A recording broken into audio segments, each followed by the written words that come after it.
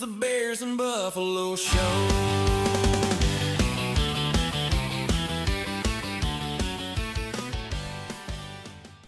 And we're live. Bears and Buffalo Podcast, Season 7, Episode 24. Back at it again for another week of the NFL, but the first week of the NFL without the Bills. It's a sad day today. It's horrible. Yeah, man.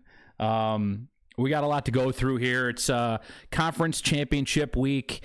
We got most of the stuff where we're going to recap the Bills game this past week against the Broncos. A lot of changes in-house going on with the Bills organization. A key firing involved there, I'll foreshadow. You guys have probably already have heard the news anyways. And we will touch on the championship games in the end there and give our picks out. But mainly we're going to talk Bills today because there's a lot of Bills news to talk about. There's almost too much Bills to talk about. There is. 2-hour podcast possibly in the works here. But before we get into the 2-hour possible podcast, let's talk beer.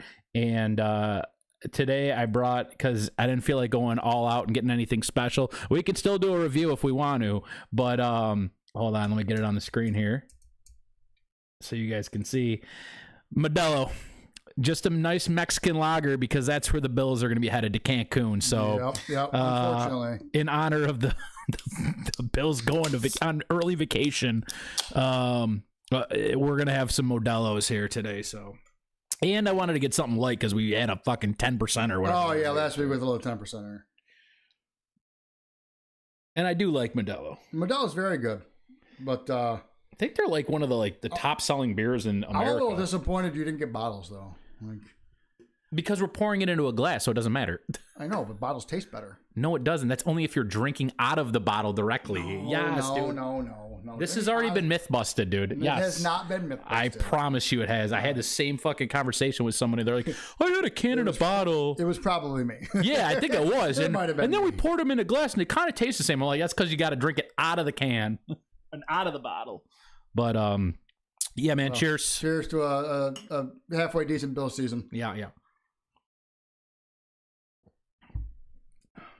Oh, that's good though. That's smart. Honestly, that feels right, man. Yeah. That feels right. It's kind of like drinking a glass of water after those beers we had last week. It's like going to bed and just drinking a glass of water. It is after you have those heavy ass beers. Stay hydrated. It's refreshing. I put it on here for shits and giggles just so I could fill in this episode, and I'm gonna go ahead and give this a solid 8. I can't. Oh, you can't give it an even number. 8-1. Yeah, solid 8-1 for me. I'll do 8-1 as well. We'll talk. It's a beer. It's a beer. It's a beer. It's good. Usually beers are just 7s around there, but dude, this is a little better for today. I don't know why. My taste buds are tingling. I wanted something light and refreshing. Better than that Bud Light Highmark Stadium snow bullshit. Oh Jesus, dude! What did we give that, dude? 6-1 and a 4. Yeah, this is a hard 4, bro. That shit was gross. Well, because it's Bud Light and it didn't taste like was made out of snow. We both don't like Bud Light. That is correct. All right. Well, it's because we're not 19 anymore. This is very true. Let's get into it. We'll recap the Bills game here. Season coming to an end after another year with a heartbreaking loss in the divisional round. Bills lose 30-33 to the Denver Broncos. Game was pretty evenly split, mostly Broncos first half, Bills second half, with the Bills trying to mount yet again another second half comeback like they've been doing most of the year. We knew the game was going to be challenging. We had some injuries at wideout we talked about last week. Bills activated Curtis Samuel and Mecole Hardman for this game. The latter which did score on the opening touchdown for the Bills on the second drive of the game. But although, he had a 4-yard touchdown, Hardman and Curtis Samuel were basically non-factors in this game, dude. Really didn't hear their names called much except for the drop passes. Not at all. And, Samuel was coming back after an injury. Yep. You probably know he wasn't ready. Like, he probably needed another week of conditioning. He was just out there basically to be a body at this point. Yeah. Yeah, he just kind of running routes and probably not very good routes at that. Run game was actually pretty effective. We both thought they would run the ball a little bit more. We both thought James Cook would have a pretty decent game after the previous week going against the Jags. And they have the number one rush defense. So this was a good bounce back game for him. It seemed like he was getting like 10 yards a carry every single time he touched the ball, dude. Like, yeah, I don't know what was going on with Denver's defense, but they were pretty much non-existent. I was all for it. I said, this is the break that we needed. We need James to cook. We take some pressure off of Josh Allen, and that's exactly what was happening until he ended up, fumbling. And vice versa, they didn't really run on us, which I was shocked. Like, Bo Nix was their leading rusher, but Harvey and McLaughlin, maybe it was, but their other two running backs like combined for like 6 or 7 carries. I'm like, with our weakness being our run game and them kind of controlling the clock and being in the lead for most of the game, I was surprised that Denver didn't run the ball more than they did. Yeah, you're exactly right, because that's our biggest weakness. And I feel like every running back has career highs in yards, carries, touchdowns, whatever it is against the Bills. So I'm like, okay, well, we got to at least slow the bleeding a little bit and hope that they don't, gash us for 200 yards. And they don't even think they came close to 100. Yeah, Cook, like I said, it seemed like he was getting 10 yards a carry. His only mistake, and it was kind of costly, fumble in the second quarter. Bills were driving after Denver punted the ball. Cook fumbled. Denver capitalized, scoring, going up 10-7 at that time. If we score on that drive, that kind of flips the switch. Or the script pretty early there. It's a 14-3 game versus a 10-7 game, down 10-7. I think it goes a little bit differently from that point on. Cook did finish 24 for 117 on the ground, but he did have that fumble. Yeah, man, that kind of sucked watching it live too. We were cooking. He was gashing him. And then I'm like, all right, we're going to go up here because it was 7-3 Bills. I'm like, we can go up here 14-3. It's a totally different game. They play a lot different at that point. We play a lot different. We can control the ball a little bit more. We have you run now and just start, keeping the time of possession in our court. But unfortunately, that wasn't the case. And that fumble kind of screwed us. And then from that point on, it seemed to be like Denver was in control. Yeah, and then after that was the first fumble of the game. First turnover for the Bills, and then it just seemed like it was turnover after turnover after turnover after turnover. It was like, what is going on? And, you haven't gotten to it yet, but that Josh Allen, whatever the fuck that was at the end of the second half was just brutal to watch, giving them a free extra 3 points off of that. Yeah, like I said, the Bills, they would not regain the lead until early fourth quarter. They kept shooting themselves in the foot with costly turnovers. And then the Broncos capitalized on all of our turnovers, essentially. 4 out of the 5 they ended up scoring on, which is insane. The Bills did give up a late touchdown right before half, like you said. And instead of going in the locker room down 7, Josh makes a costly mistake, fumbles the ball with 2 seconds left. They give the Broncos a free 3 points, basically. And also on that fumble, because I went back and watched the replays and the recap of that game on YouTube, but I totally forgot that happened. We had an offensive lineman literally fall on the ball and not recover it. He literally fell on top of the ball and bloop, squirts out the other side. I see that all the time. I don't understand how that happens. I feel like you're going to fall on the ball. Are you not trying to cradle it? Or are you just trying to belly flop on top of it? I don't get it. I don't understand what they're doing. Because it's not like he tried to even scoop it, running and scoop. He literally fell on top of it. Yeah. On top of it. Just pick it up and bear hug it for dear life. Unfortunate, because again, the 3 points would prove costly in the end of this game, but that's that was a mistake that you can't have. Can we just talk about the fact that if they just kneel the ball down there, they go to the locker room? Because I think there was 20-something seconds left. So all they had to do was kneel the ball. Yeah, they could kneel the ball, go to the locker room. I know. Look, man, when you got Josh, though, you always think you can get. You always think you can get. I don't know. I'm still points though, but I know. You always think you can get points when you got Josh Allen, though, and the play was a throw, and it broke down, and he ran with it, but he ran carelessly. He was waving the ball out front, and I've seen him do it a million times, and I always kind of go, that's, you get worried. Your cheeks clench a little bit when he runs the ball like that, and 9 times out of 10 it pays off though, and he's fine. But he got swatted from behind. The guy kind of didn't see him coming, and again, 2 seconds left on the clock when they recovered. He didn't get touched. He threw that ball behind I think him. a defender hit his arm. Pull up the replay. I don't know if we can do that on there, but he never touched. He was never touched. He literally looked behind him and threw it behind him. I don't know if he was trying to just throw it out of bounds to fumble it, and I don't even know if that's fucking legal if you can do that. Instead of taking the tackle and ending the game that way. Watch this replay. It's. Tried to load it up. Better head to the sideline if he wants No, he got swept right there. All right, so it So you're looked wrong. like he just turned around. Yeah, dude. He got chased from behind, and it looked like, I get it. Quickly, it does look like he's like trying to lateral it back or something. No, the defender wrapped him and then hit the ball out of his hand. Again, not as egregious as you would think, but it's still his fault on that play. He gets hit from behind, whatever. Nothing you can do about it. You go into the locker room down by 10 now. I will say one of the interceptions I will put on him.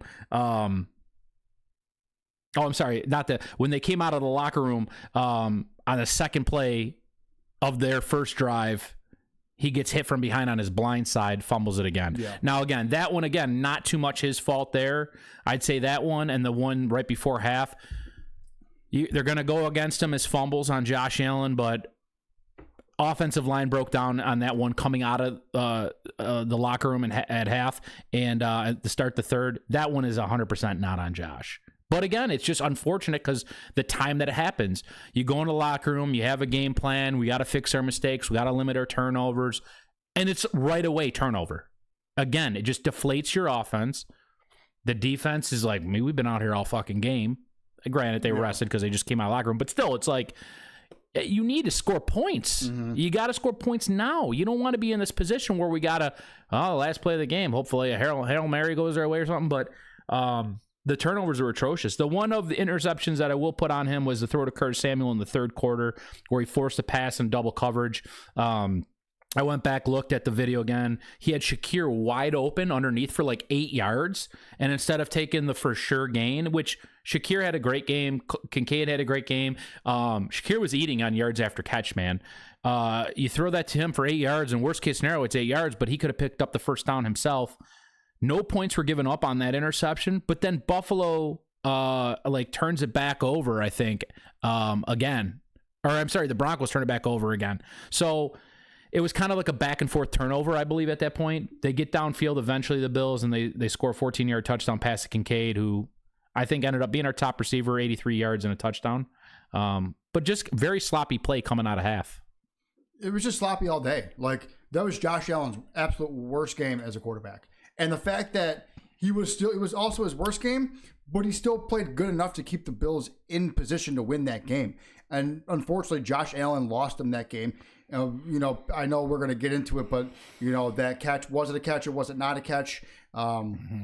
It's one of those things where it never even should have gotten to that point. It never should have gone to overtime. Josh Allen missed Dawson Knox on a wide open touchdown that would have won the game instead of settling for a field goal. I think was it the field goal? I believe so. Yeah, instead of going for the field goal to tie it, they would have had a touchdown to walk it off and win that game. So there's that one. And then B, the defense, when we were up 27 to 23, can our defense make a fucking stop? Like, for the love of God, you did, all you had to do was you just had to stop one fucking drive. One drive. That was the only drive we needed you to stop. Yeah. We got Go Pack. Whoa, yeah. Woo, yeah. All right. Panthers fan in the building here. But it says Go Pack. That's weird. I know. Panthers fan, but a Packers fan. I don't understand. You'll have to explain that one, Go Pack. So, yeah, after that Kincaid touchdown, the Bills had 3 more points, making the lead 27-23. 4 minutes to go. At this point, all you have to do is not give up a touchdown. We have a defensive-minded head coach. What do you think would happen? We give up a touchdown. Prater, though, pretty much clutched this whole game, made all his kicks, ends up kicking game-tying field goal. We go to overtime. Overtime happens. The defense comes through right away. We get basically a 4-and-out. 4 plays. They punt the ball. Bills have a chance to win the game with a field goal. And then our most controversial play of the game hits that you just alluded to here. Josh throws a deep pass downfield. Brandon Cooks, who seemingly caught the ball, both hands, maintains possession, knee down, was touched, but the ball is ripped out at the same time by the defender, and it ruled an interception. Broncos march downfield. At that point, you just have no faith anymore because nothing's going our way, it seems like. They march downfield. There's a couple PI calls, whatever it is, and they kick the game-winning field goal at the end. And then there's a play before that too, the Curtis Samuel drop, where right before the Cooks interception. Josh rolls out, hits Curtis Samuel right in the fucking hands. Now, it was a little low of a pass. I think it was either low or high. It wasn't right in his chest, but hits him in the hands, drops it. You turn around behind him, daylight. He catches that. Again, that's a close call to get into field goal range on that play. There was an incomplete pass at the Cooks at the end of the fourth quarter that they could have called defensive PI on the Broncos on. They didn't, where he was tugging on his arm and his jersey and tugging his arm. They didn't call it there. But there's definitely a bunch of questionable calls during that game, whether or not you want to blame the refs, blame the defense, blame the head coach. Ultimately, Josh Allen did, I think, lose this game. Yep. More of the blame is going to be on him, committing 4 of the 5 turnovers himself. Bills were even lucky to be in this game. It should have been 30-6. So realistically, yes. Was he the reason why it was 30-33? Yes, but he's also the reason why we lost the game. So, I don't know. What do you got on that? I completely agree with all of that. And like I said, like the game never should have gone to overtime, even with those. Well, at the 4 total turnovers before the overtime one. Josh Allen only had 3 in regulation. If he has one of those, if he holds onto the ball, if he doesn't throw the interception or holds onto the ball at the end of the second half, we win that game. So you don't turn the ball over and give them three free points going into halftime.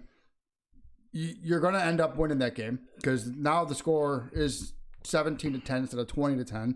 You don't have to play catch up as much, and then he missed Dawson Knox on a wide open touchdown at the end of the fourth quarter when they would have gone up 34-30 instead of having to tie it to go into overtime. And then having just stop that one drive that they had in the fourth quarter. The game never even should have gone to overtime. I can't blame the refs. I can't blame Brandon Cooks. I do blame the defense, and I do blame Josh Allen in this one. Yeah, man, I agree. There, it's all around kind of sloppy play. You would like to, look, here's the other thing too.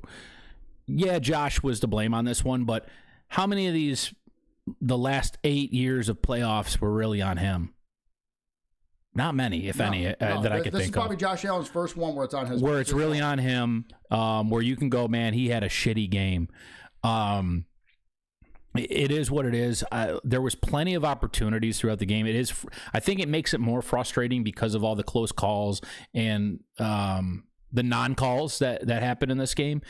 I thought, especially when that tug happened on Cooks and they didn't call PI, I'm fine with that if you're just gonna not call it on either team then. Yeah. I'll say the Taron Johnson one was a little bit close. I think it was the Taron Johnson one, but then it was the Trey White one. He bear hugged the guy falling down, and at that point, I think it didn't matter because they were already in field goal range. That one just got him a little bit closer. Being down Maxwell Hairston also this game kind of hurt us. Trey White, although he had a good game in the wild card round, he played horrible. He did not look good out there. They had him on Marvin Mims, who is a billion times faster than him, and that showed on that on the one touchdown. But he got hurt on a play. We had I don't know who was covering him. I think they ended up putting Taron Johnson. I went back and watched the replay because in the end zone, it's somebody Savage was the one that ended up making the tackle in the end zone. And Romo said they took advantage of the rookie. I went back and looked at the play. They were supposed to be playing a man-to-man, and it looked like whoever's got red shoes, it might have been White, to be honest with you, was playing man-to-man. They did a crossing route, and he gave up on his man and went back deep. And then Mims cut back out to the outside, and Savage then picked him up. So Savage actually never covered him off the line. And Romo was like, oh, Savage undercut that play. He actually wasn't even responsible for him, unless it was a zone or what. But his true man got lost when they crossed, or he did his route, and Buffalo defender went this way, and I think it was little Jordan Humphrey went the other way, and that whatever. But yeah, man, defensively, the Bills didn't make enough stops when they needed to. We don't have the right personnel, but also coaching is partially to blame too. Oh, I completely agree. And Sean McDermott, I lost faith in him after the 13 seconds because he gave up that the chance to go to the AFC Championship that game against the Chiefs back in 21, 22. whatever that was. It was just like, how do you give up 13 seconds? You're going to have to make one stop. You let them drive 25 yards to field goal range in 13 seconds. Like, that's unacceptable. It's mind-blowing. And then there was coaching blunders throughout the regular seasons over the last couple of years, where I blame him for a lot of this. Yeah. So that Go Pack is buddy on our betting Discord. North Carolina State. Wolfpack, right? Wolfpack. Yeah. As soon as he said NC State, I was like, oh, Yeah, Wolfpack. that's why. Yeah. I was like, now it makes more well, sense. now I knew who it was. Once he said NC State, I was like, oh, yeah. It also doesn't help that on YouTube, his little initial or whatever on my screen is green. So it looks it looks like it's Packers green to me. It does. So it's like, even though... I gotcha. Well, I guess we can get into the big news then post the game here. So a couple days after the Bills loss, I mean, we talk about it every year. Oh, Sean McDermott's going to get fired.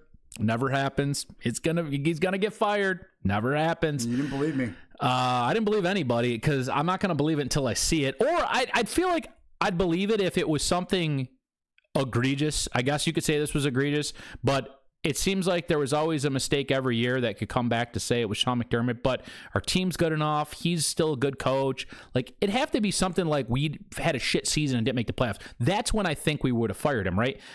But it's like Groundhog's Day with this shit in the playoffs every year. 2 days after the Bills lose to the Broncos, Terry Bagula fires Sean McDermott after 9 seasons, 8 playoff appearances. He had a 98-50 record, but 8-8 in the playoffs. So why did we fire him? I'll let you lead with this. Why do you think we fired this guy finally?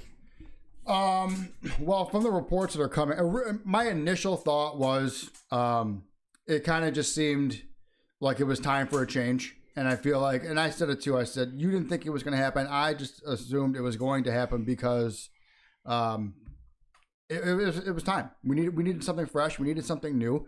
But I also thought if McDermott's going, Bean's got to go with him at that point, because you could put a lot of the blame on Bean for not drafting the right guys, not getting Josh Allen enough help, in the wide receiver core. The defense, I give Bean a little bit of credit. He did bulk up the defense a little bit this year, but they all got hurt. We lost Michael Hoyt. Mm-hmm. We had a couple other players that came in to stop the run. They all got hurt. And then not making a trade for a wide receiver at the deadline when we desperately needed something. And I was like, okay, well, Bean's got to go too, right? Because it's partially on him that we're in this position, because you're not getting... I said if you're going to fire one, you're going to fire the other, dude. That's what I thought too. And if they just fire one and not the other, it's going to look weird, because they're going to find faults in that other one that they didn't fire and why they should have. And your point with, like, all right, well, Bean and we, they got Hoyt, they got Ogunjobi. I mean, I don't know who's 100% on these. I feel like Brandon Bean's got more of the say on personnel. It's his team. He's responsible for finding these guys or not finding these guys, because we didn't make any moves at the trade deadline. But did he know that these guys were going to get suspended and was just going to we'll deal with it when they come back? Because if that's the case, shame on him. Like, that's a terrible fucking take. Why are we going to get a guy that can't play half the season, and then unfortunately gets back and then he injures himself? Or was that just bad luck? And if it's bad luck, that sucks too, because you've missed on some draft picks, you've missed on these opportunities in the free agency market, you've missed on any potential trades, and then when it seems like you get a guy and it might work out, he gets suspended for 6 games for PD, both of them. Like, come on, man. Like, I don't know if that, again, if he knew, and if he didn't know, oh well, man, but I can't really feel bad for you at that point. No, not at all. And like I said, I thought both of them were going. And then what kind of pissed me off is, like, an hour after the firing, they gave Brandon Bean a promotion. They promoted him to the head of football operations, president of football operations. I think all that meant, though, is he's going to be more involved with the next coach hiring, is what I read on that. What his position was originally? I don't know. I don't know if that's him or if that's ownership that does coach hiring. I don't know how that works. Because I was saying, I didn't hear anybody else get fired. Yeah, nobody got fired. So was Terry Pagula president of football operations? Who the fuck knows, man? Or they never had that position, and maybe it was newly created for him. But you're right. I always thought maybe he was responsible for that. I don't know what it was like before. So Sean McDermott, I'll say this: and it's been said already, he is a really good coach, but the Bills are tired of being really good and they want to be great. And I think they have to take that next step. And as shocking it is to fire a coach with a 98-50 record, he almost doubled his wins and losses there. If you're going to just keep getting to the playoffs and not getting over that hump, there has to be change. So whether or not you really like the decision or not, there had to be something to be done, and I think that ownership had finally reached the tipping point. Yeah. Fans, you could say what they want. Yes, the 13 seconds, the missed field goal, whatever, and now the catch. There's just another one of these that are going to go against us. Fans are always going to be the first ones to be like, I got to fire this fucking guy, right? But you got to give it time, especially because his resume was so good. Yeah. And he's a player's coach, too. Like, the players love this guy. Josh loved him. Everybody loved Sean McDermott. He changed the culture of Buffalo, but it's like, it's just unfortunate that's like, if you can't get over the hump, and a lot of these mishaps have usually been defensive mishaps, and you're a defensive coach, the finger's going to get pointed right back at you. Now, this year specifically, I think, has been the worst year as far as Josh really not having anybody. Personnel was a big issue. Yeah. No, 100%. And the big thing with John McDermott, like you said, Josh Allen can go put up 30 points, but your defensive-minded head coach needs to have a defense that's not going to allow 30-plus points a week. Mm-hmm. You know, that's the thing that drives me nuts. Is like, we're supposed to be a good defense. Sean McDermott, like, we had a top 5 defense at one point when he first got here, but then all of a sudden it just went to shit. I mean, we couldn't stop anything.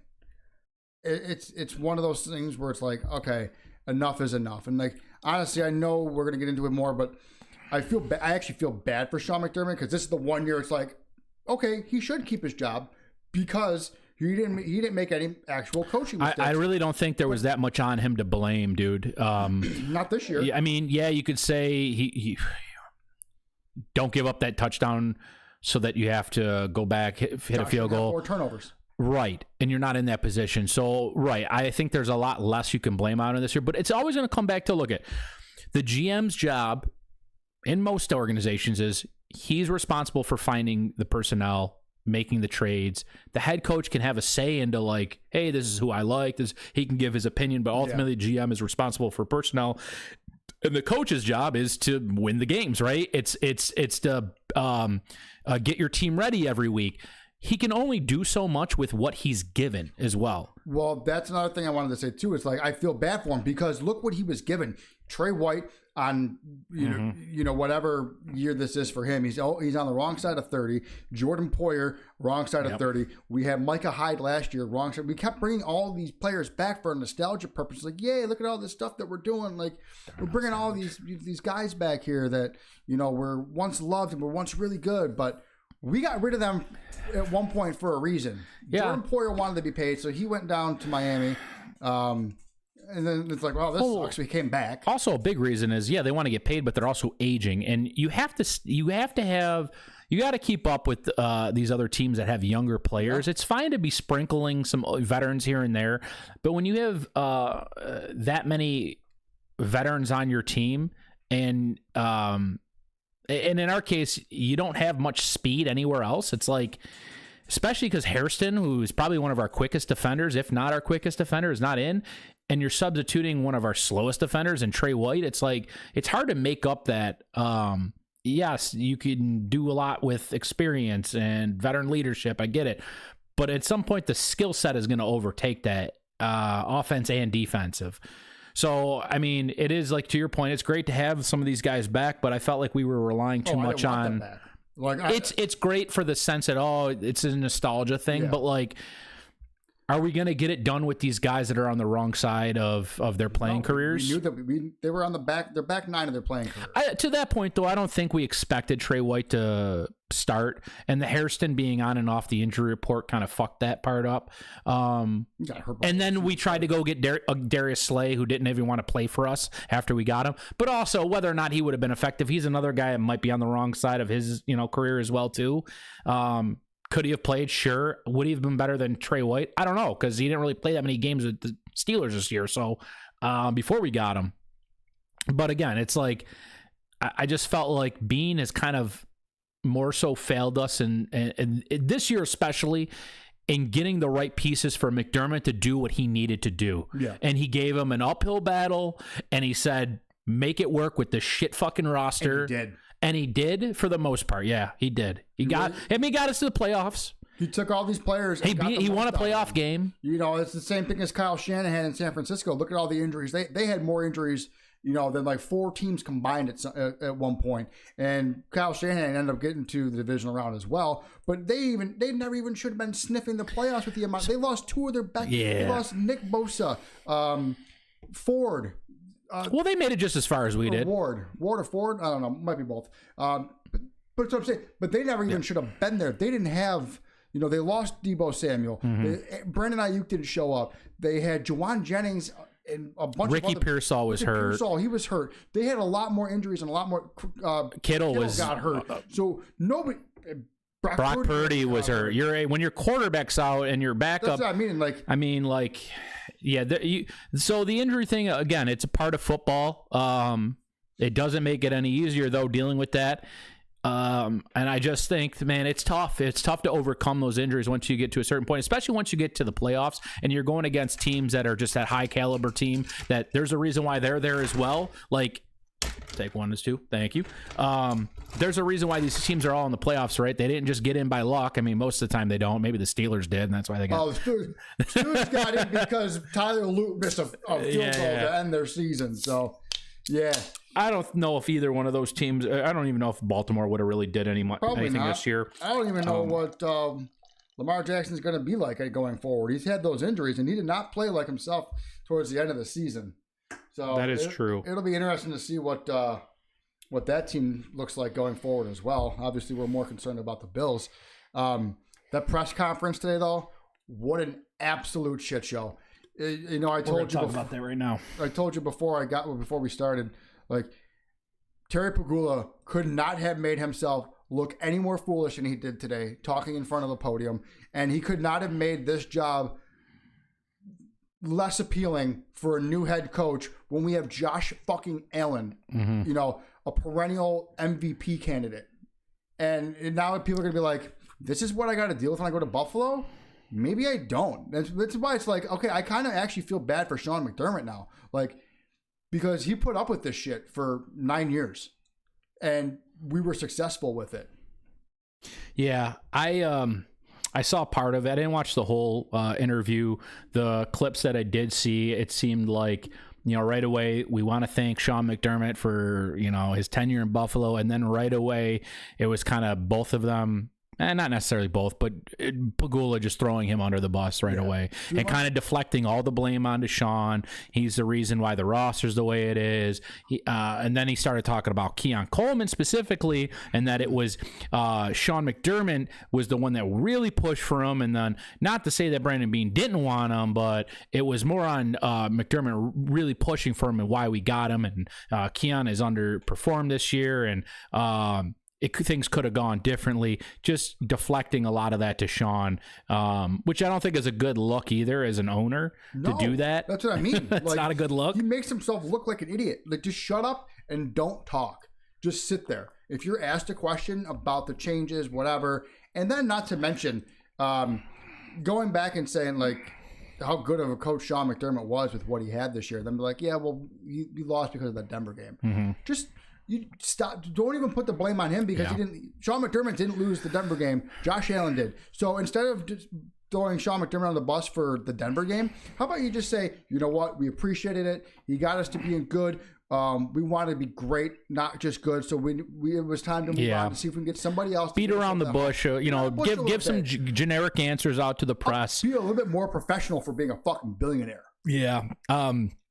And you could, and I don't. First of all, I don't even believe him on the. It was more McDermott on Keon because, again, like I said before, it's the GM's responsibility, ultimately his decision whether or not the draft is going to go through. The head coach can make suggestions, but ultimately it's on the GM. And I think that Brandon did try to claim responsibility, and Terry was just like, "No, it's not. Don't hold his feet to the fire." I'm like, dude, your GM's even telling you, I did want the guy too. Like, I agreed with my coach. Yeah. We did go hand in hand on that decision, and I think that Beane did want to try to take responsibility, but Pagula didn't want anything to hear about that. So, all Pagula's got to do is go look up on the internet because there's already a video surfacing about where Brandon Beane at the combine is just like head over heels for Keon Coleman. And yeah, like, sure. Like, if he's there, I'm taking him. You can't hide anything anymore. The internet, everything lives forever. So I mean, like, but even if it wasn't there, it's hard for me to believe that was the case anyways. And then we just saw him right in the press conference trying to say like, hey, no.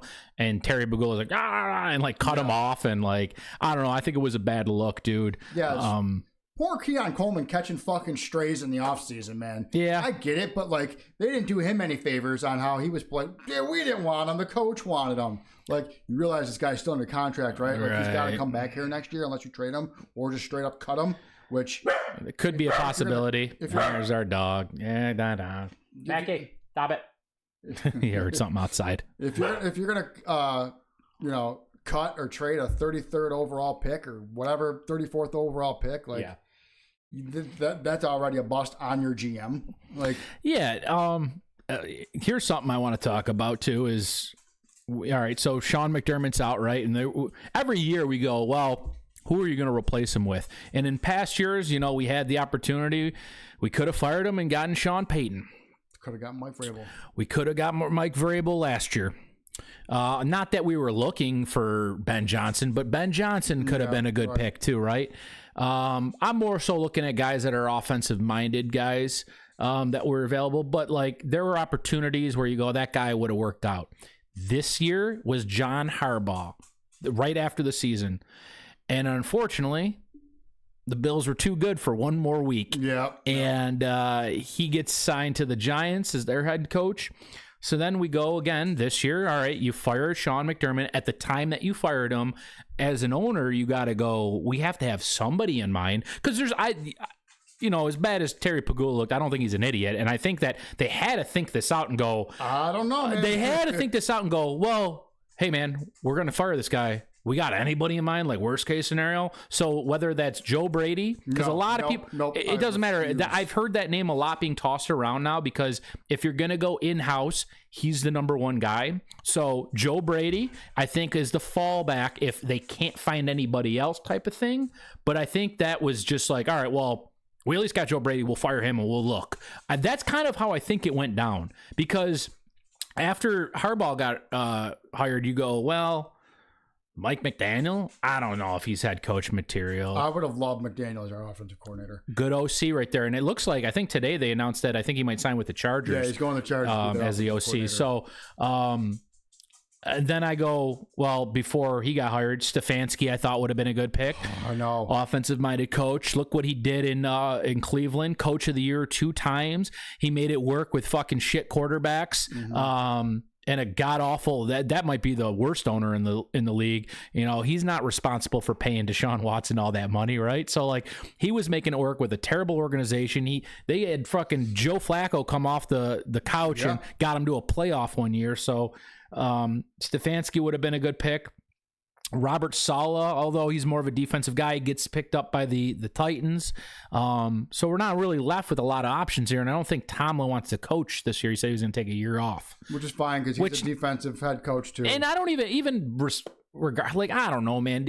We just got rid of Mike Tomlin, man. Sean McDermott was aging towards. Yeah. He was just above mediocre, getting to the playoffs every year, right? Tomlin's got that Super Bowl, but that was Bill Cowher's team. Same outcome every year, right? Like McDermott, I think, is a better coach. He had the better record through the same, 9-year stretch there. But when you can't win if you don't get past the first round or second round or whatever, it doesn't matter. Yep. It doesn't matter. You get viewed the same. Well, you got a couple divisional championships. You got some wild card. You got this many playoff appearances. You got a winning record every year. Sounds kind of like Tomlin. Yep.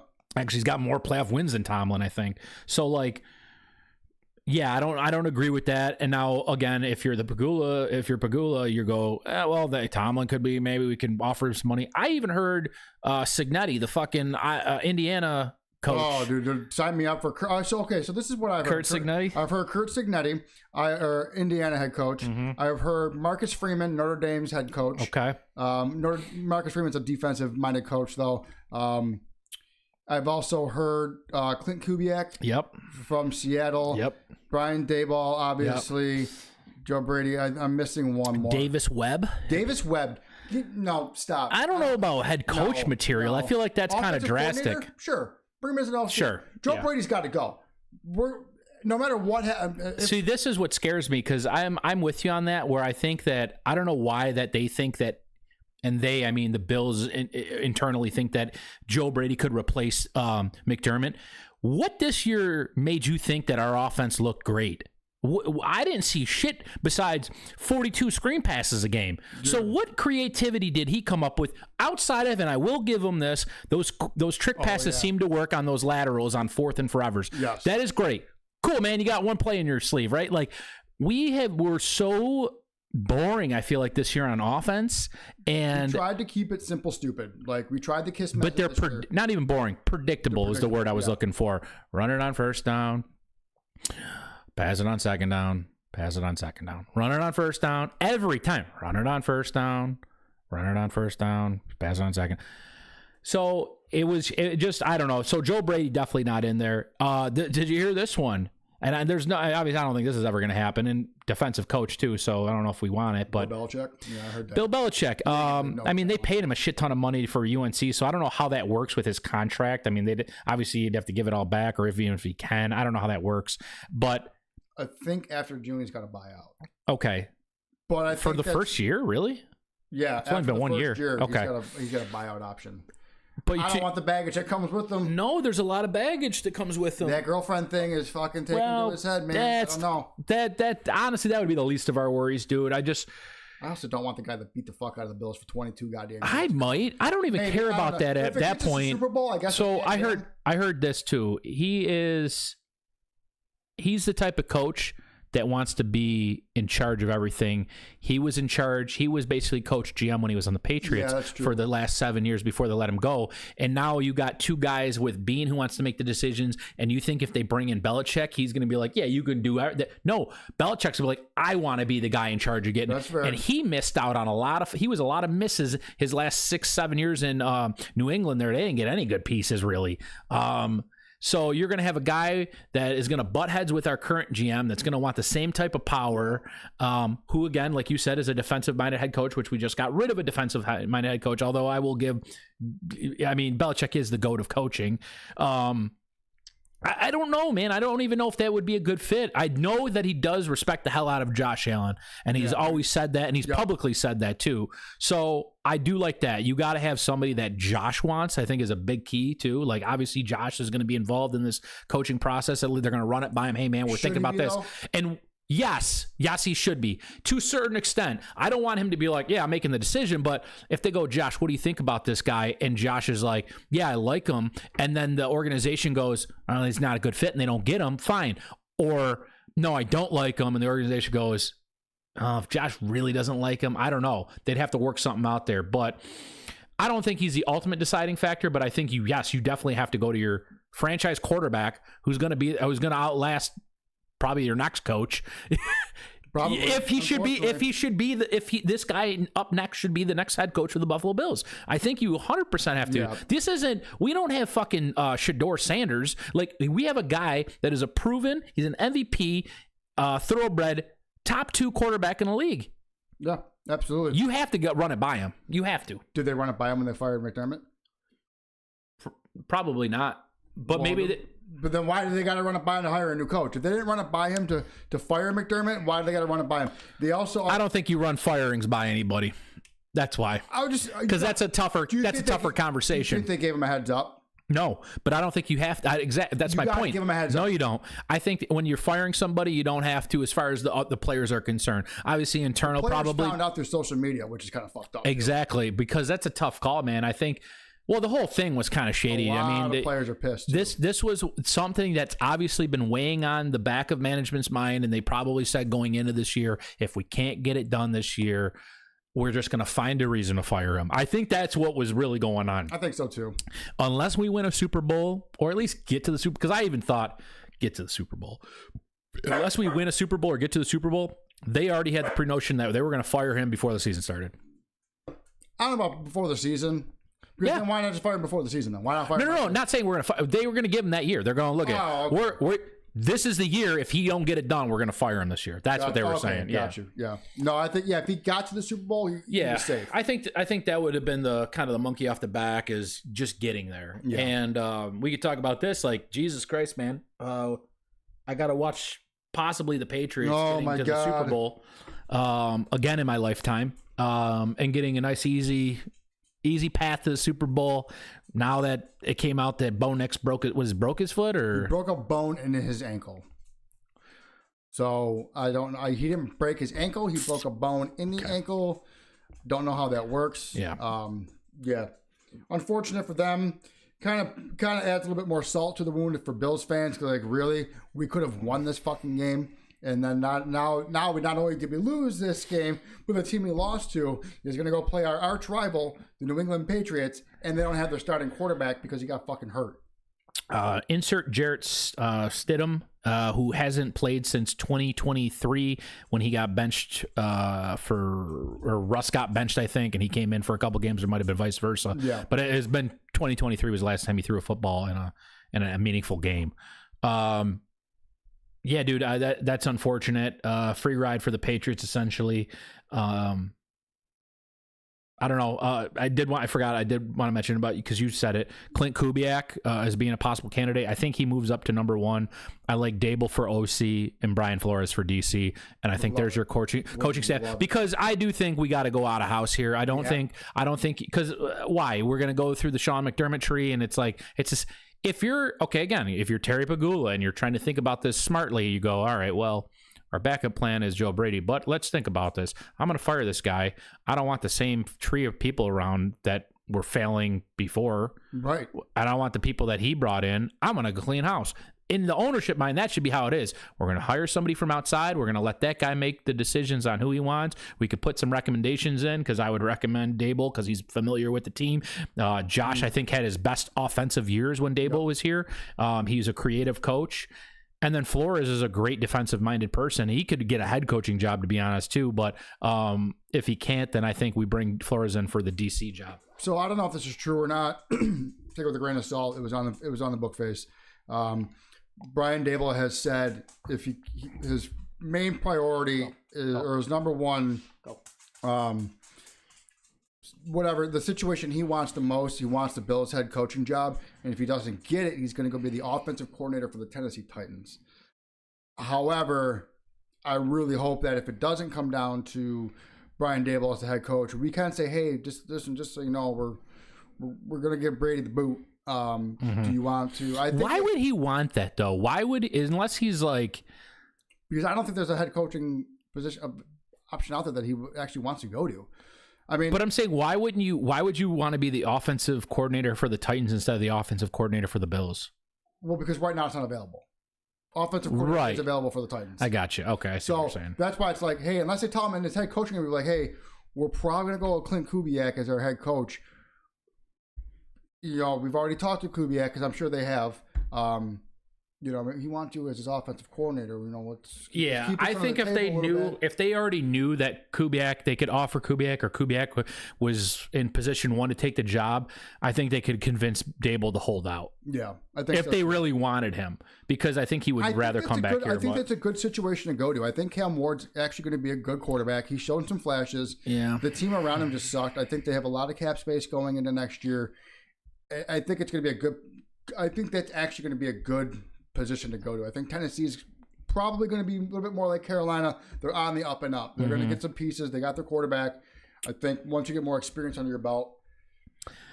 Yeah, I don't know. They don't have really enough playmakers on that team at running back and wide receiver and defense, and you got a quarterback to build around. That's great, but coaching. I think they have a decent offensive line too. But I think they have a shit ton of money. They have they have a ton of cap space. They can go out and just like what the Patriots did. Patriots had the most cap space going into this past season. They went and spent on the offensive line, wide receiver, weapons around Drake May. It's like, oh, figures. You know, that's what we've kind of been hoping the Bills would have done. The Bills, obviously, you know, they've got their offensive line core. Aaron Cromer retiring. People are sad about it. I'm not after the year the offensive line had. The offensive line looked like absolute shit. And I know we'll get into it when we get to another episode. But if you've ever been, if you ever have never been more certain of who to sign long term, Connor McGovern. No offense to Alec Anderson, he looked like shit when he came in to be the center. Oh well, I get it. He doesn't have a lot of playing time. he doesn't have the snaps, dude.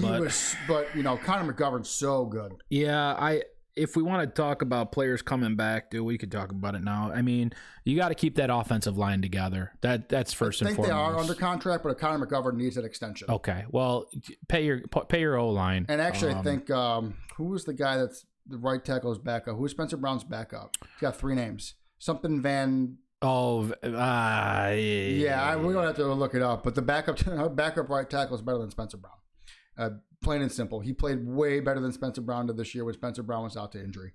Deion Dawkins is getting up there a little bit in age. I would like to see us go out and get another right tackle to try to, not take over for Deion Dawkins, but learn under him, because I don't know how much longer Deion Dawkins can play. I actually don't even know how old Deion Dawkins is. Here he is, Van Pran Granger. Yeah. Or no, is that right? No, it's Van Denmark. Van Denmark, right? Yeah, Ryan Van Denmark. Van Denmark, yeah. Yeah. I said Van Denmark. Yeah. Well, what are you going to do? There's 2 Vans. We got 2 Vans on the team. Ryan Van Denmark is both back up to Deion and Spencer correct. Brown. So. Yeah, I mean, offensive line, I think there's a lot of pieces on defense that are on the chopping block. Obviously, we talked about needing a number 1 wide receiver. We got to go out and get somebody, whether it's in the draft, then trade up, get a fucking stud out of this draft. None of this bullshit. We're trading back. We're going to give the Chiefs another stud.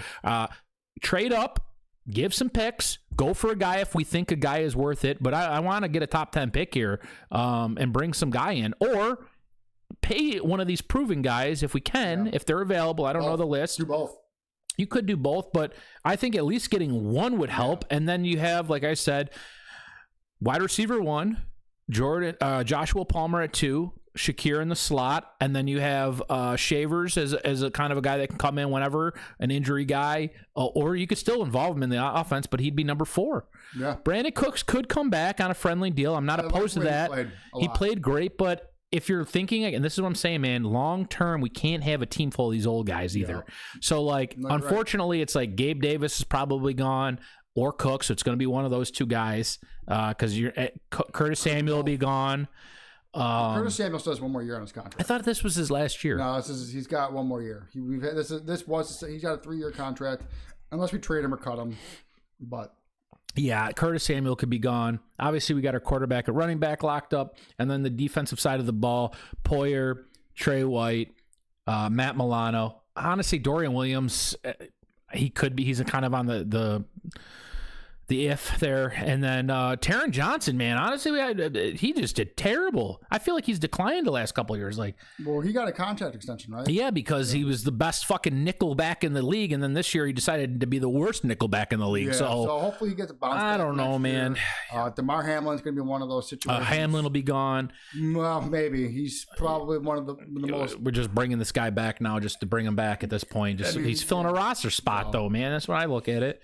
But Cole Bishop played really good this year. I was happy with him. We'll get Taylor Rapp back next year, who was hurt most of this year. So there's definitely some... Michael Hoyt will be back. Michael Hoyt will be back. Larry Ogunjobi. I think were those both only 1 years, though? No, Hoyt was a 3-year deal. Okay, good. We paid Hoyt some pretty good money to come back. And he played good. I loved it when the game and a half that he played for us. I was like, this dude's going to be special. Fuck, there goes his Achilles. Now he's hurt. Damn it. now he's hurt. Yeah, there are definitely some changes. Now, here was a crazy suggestion from my dad. I'll give. Yeah, I mean, I thought it was pretty wild, but to make a splash, I guess.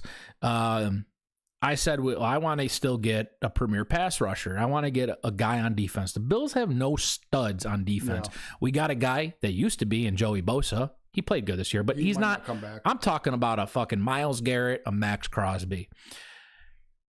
He said, why don't we package up James Cook, send out James Cook, and trade for one of these edge rushers type guys, a Will Anderson type of guy, right? I go, why would they do that? Just pay James. Well, hear me out. Good. We frees up a lot of money for us. They take his contract, and we get an edge rusher in return. We could literally, Ray Davis, look fine. Ty Johnson, look fine. Are they James Cook? No, but we both said this. I know I said this at the beginning of the year. If Ty Johnson was our starting running back, because they were going through the contract disputes in the preseason, I said if Ty Johnson is our starting running back the whole season, he gets 10 touchdowns. And he's our third string running back because I believe in Josh and our offensive line that much where I think that you can plug and play just about anybody. Were there plays that James Cook, because I'm going to probably get roasted for this, were there plays that James Cook made because he's James Cook? Absolutely.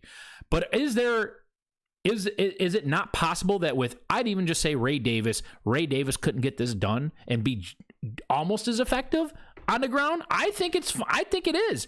And because look at, the running game was never an issue. And when he got spelled, it was never an issue. And you still got Josh Allen to take a lot of that pressure off of your running back. Where was our biggest weakness? At defense. You put a fucking edge rusher. Here's the other thing. Running backs are a dime a dozen. Their shelf life is a lot shorter. We could have a Myles Garrett play for fucking 8 more years and be fine. You can't have James Cook play for 8 more years and be James Cook. It ain't going to be the same. You're right. So the shelf life on a running back is a lot shorter. While we're interchanging these guys, a lot of these teams, you get a good running back, on average, 3 to 4 years max, and then they're gone, dude. Bring in a guy like Myles Garrett who can be a perennial cornerstone on your defense and be a premier pass rusher, which the Bills actually need. And I listen and I go, it's not the craziest thing I've heard. I don't think they'll do it, obviously, but it's not that crazy if you think about like what we need and what we could get. Now, here's the issue. I go, Dad, they'd have to want him because the Browns have Quidshot Junkins, so I don't think they're going to want Cook. I mean, they could, but that's definitely an upgrade. But they drafted Quidshot Junkins. The Raiders definitely, like they got Genty. They definitely wouldn't take him because they drafted him so high. Yep. And then who was it? I mean, Mixon, but like, yeah, they would replace Mixon. I feel like they'd replace Mixon in a heartbeat, especially because he got hurt this past year. So like, and the Steelers, T.J. Watt. They don't got a fucking running back. I think TJ Watt might be the only one that might actually be in play. Mm-hmm. They just paid him a shit ton of money. You would definitely have to package probably James Cook and another one of fine James Cook, somebody else, whatever. Yeah, make the money make sense and get TJ Watt. So James Cook and whatever for TJ Watt, because you're right, that one probably makes the most sense because that team's probably going to need to be in. They think they're going to reload. They need to rebuild. They don't have a quarterback. Aaron Rodgers is the answer. I totally forgot. It's not Kenny Pickett. I totally forgot who they have at backup. They're no good. It was Will Howard. Oh, yeah, Will Howard. They drafted him, so he didn't even get to play this year because of, we sat behind Aaron Rodgers. Their running backs, they're okay. But Gainwell and Tyler Warren, Tyler Warren. It's not Tyler Warren. Tyler Warren's a tight end. Jalen Warren. Jalen Warren. Same thing. It's all the same thing.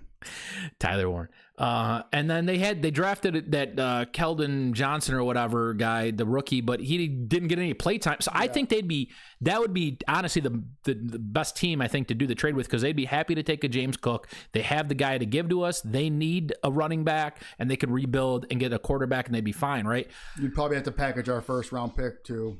Probably. I don't know if about a first round. We could give him a second for a premier. This is what I'm saying. This year we had the league's leading rusher, dude. You could use that part. Hey, we got the best rusher in the league. He also had the most touchdowns by running back the year before. You got a lot of things good going for you with James Cook that you could sell high on. Yeah. And so, like I said, my dad was explaining to me. I was like, this is the craziest shit I've ever heard. I didn't even want to hear it. But then I listened to it and I go, he started making sense when he's like, listen to it. Shelf life, running back, sure. You can plug and play. Ray Davis looked good when he came in. Ty Johnson looked even good. I understand it wouldn't be Ty Johnson, but like you could even make it work with Ray Davis and then draft another running back. Because these guys every year teams are drafting a running back until they hit on a guy like James Cook, and then you could ride him out. But still, you are very lucky to get good 4 years out of these guys after that rookie deal, and then they get that next contract. It's very hard. A lot of teams don't end up paying you that second time around, and you're gone. Or you're hurt because it's the most. I feel like running back's the most injury-prone position. Yeah, I mean, they take the most hits. They take the most hits. They're touching the ball the next most after the quarterback. It's just a position that is very replaceable. So Get rid of him. Bring in a pass rusher. Hell, dude, I'd even do an elite wide receiver. If you can get a guy like Jettas, go to fucking Minnesota. We'll give you James Cook. You want Dalvin's brother?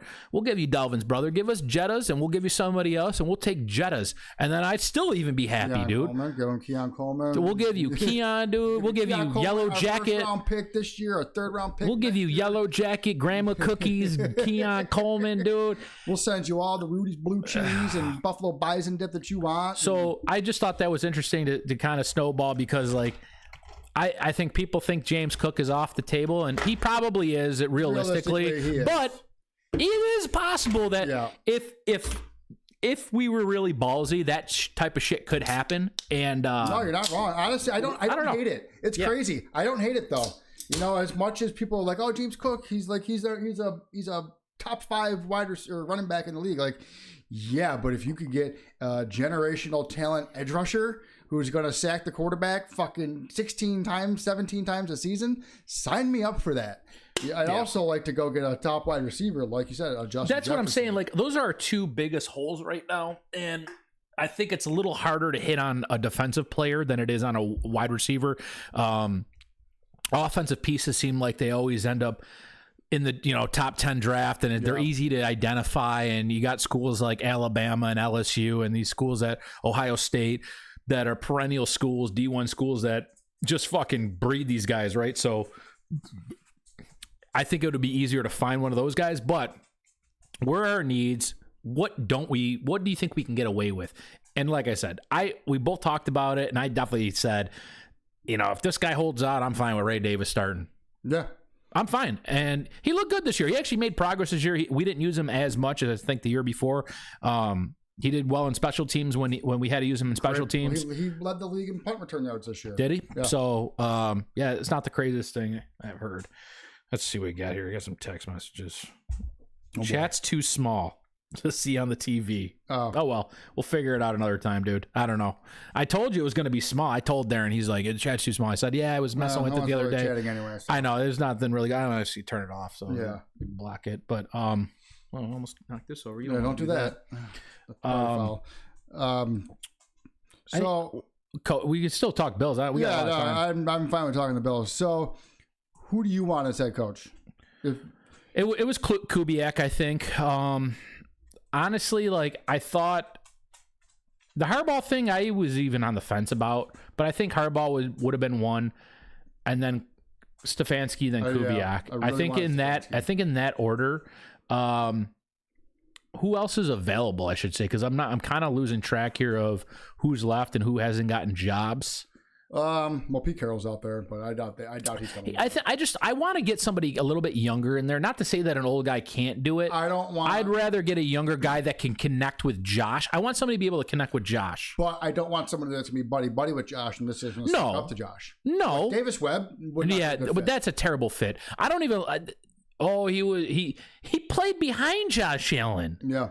And then now to be his head coach? No. That just doesn't make any sense, dude. I feel like that's not a good fit. I feel like the internet's just like, these people, like, they should be the coach. It's like, stop just throwing names out there. Think about it for a second. Think logical. Brian Daboll probably makes the most sense just because he was Josh's offensive coordinator when he first got to Buffalo.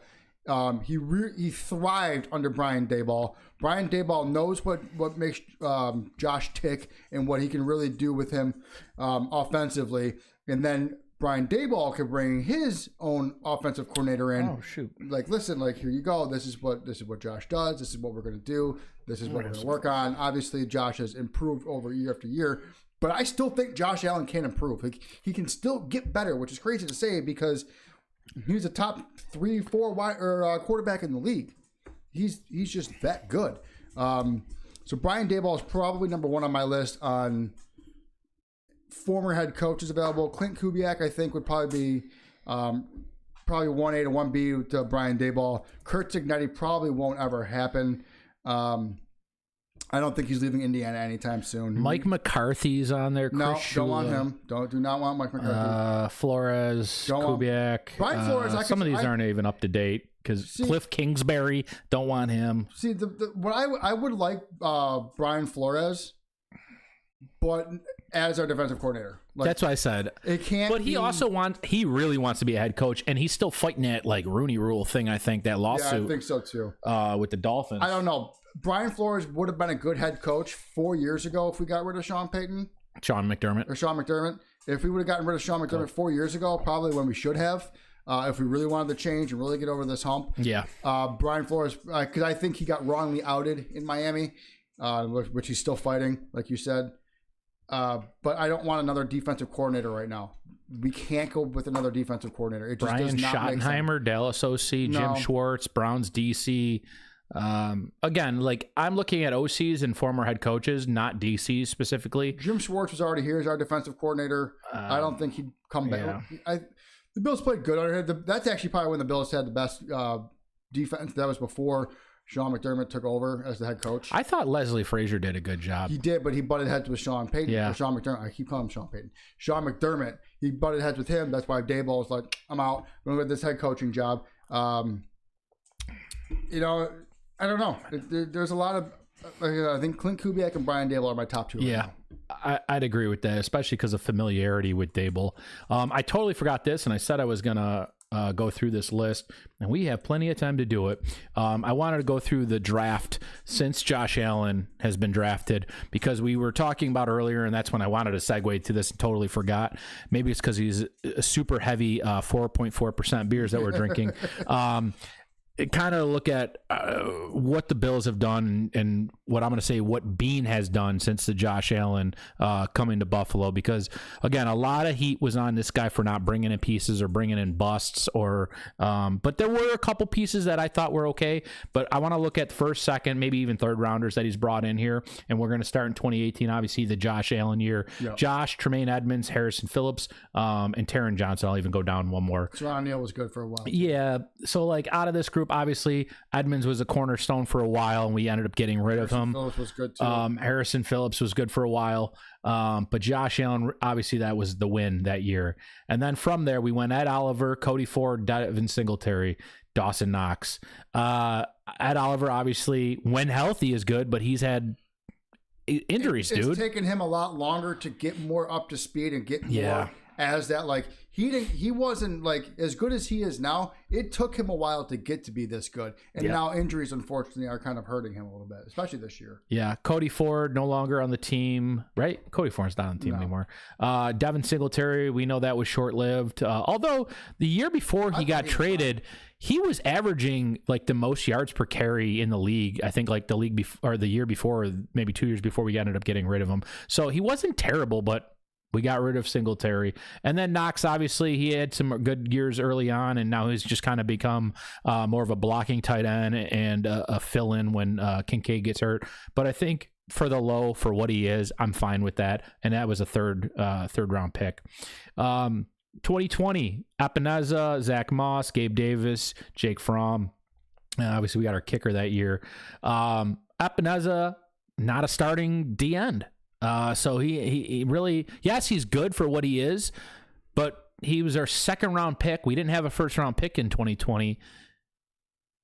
He's a backup, dude. Yeah. So I'd say this is probably the biggest miss this year. Gabe Davis had a couple of good games with the Bills. Zach Moss had a couple of games with the Bills. Jake Fromm never played because we have Josh Allen, so any quarterback after Josh doesn't matter. Obviously, our kicker was good in the 6th round. Good job. You got a kicker, right? Yeah. But 2020 year, I'd say this is a wash, dude. Even Dane Jackson is not that great. 21. Greg Rousseau. Okay, we hit. I like Rousseau. Probably our best defensive lineman. Yeah, I would agree. Basham. Miss. Spencer Brown, good hit there. Yep. And then the rest of this fucking list, including DeMar Hamlin, and I thought that was Alec Anderson, Jack Anderson. I don't know who that is. I'd say 21. He kind of redeemed himself a little bit more here. Wasn't terrible because the first round actually panned out. 22. He got lucky because huge busts with Elam, and then round 2 we get James Cook. Okay, Bernard Benford. Oh yeah, made up for the Coyotes. I thought he went undrafted for some reason. Okay, and Bernard has been decent too, but again, this year he's been kind of hurt, so we haven't got the most out of him. But Cook, Benford, Shakir, Ariza should still be on our fucking team. Balin Spector. These are all guys that I would say in the rounds that were drafted, this was a win year. So now you're looking at this. 2020 was a miss. 21 wasn't bad. 22 wasn't bad. 23, Kincaid, Torrance, Dorian Williams. The jury's still out on Kincaid. He had a bounce back year. Yeah. I still think he has a lot to improve because he was so hyped up. We traded up to get him. We traded up ahead of Dallas to pick up Dalton Kincaid. And with Kincaid, he was supposed to be this wide receiver type tight end, and I watched him drop too many passes his first couple of years. And this year it's like, okay, you know what? Kind of redeemed himself a little bit. I thought Kincaid was better.